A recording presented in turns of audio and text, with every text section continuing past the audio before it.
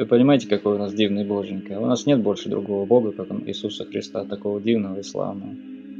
И Его одного ищите, Ему одному поклоняйтесь.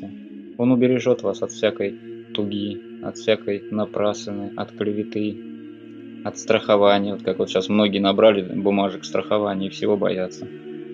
Вот это все страхования Господь вам все поизлечивает. Только это время, нужно немножко в это время проявить веру.